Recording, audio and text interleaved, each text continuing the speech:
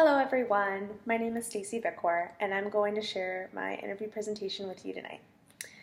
I wondered about what high qualities it takes to lead. Having confidence in yourself, being open-minded, and being an effective listener were said to be top qualities for a good leader, and this came from the man I interviewed.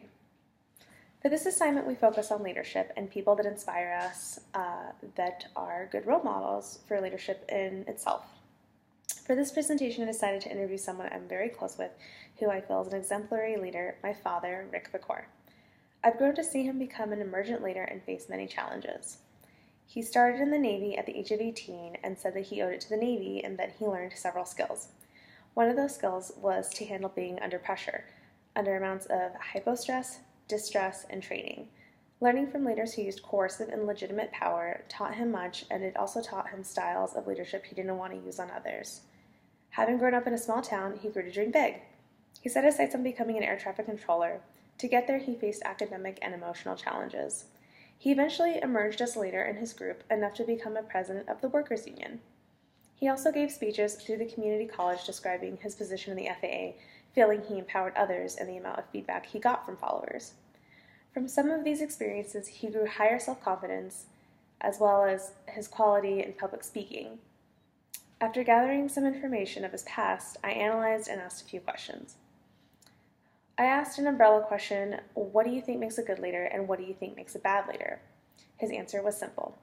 To listen with an open mind, you should allow yourself to be open-minded when listening to others. They may have creative and innovative ideas. Yours won't always be right. If you don't listen, you may miss important information that can benefit the group as a whole. He highlighted several course concepts for me without his knowing.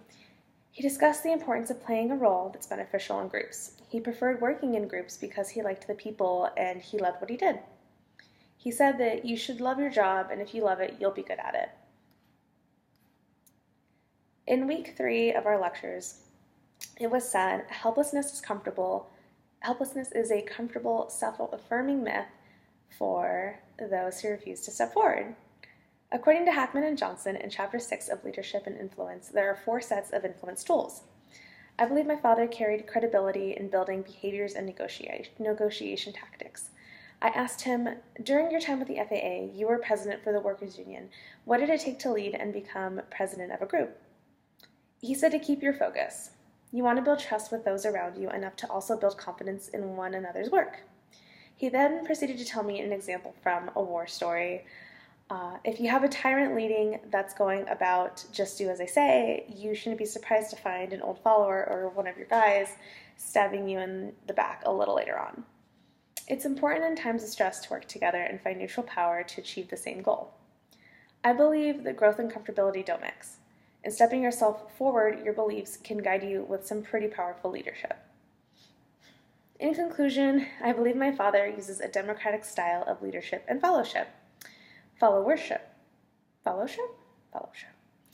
I found similarities in his leadership style with the 5 reasons leaders should share their power. To name 3, job satisfaction, cooperation, and personal growth are some. He said that by empowering others, you empower yourself. Sometimes a person carries these traits naturally, but there's always room for growth. I think my father is quite the super leader without being flashy about it. He's independent, loves to help lead, and teaches followers to learn to lead themselves. Guiding from dependence to independence is what a leader should do. Indeed, there are many qualities that make a good leader and many that make a bad leader. Having confidence in yourself, being open-minded, and being an effective listener are some high, inspiring leadership qualities. I hope that I can ingrain these in myself to also be a good, effective leader and perhaps become a super leader like my father.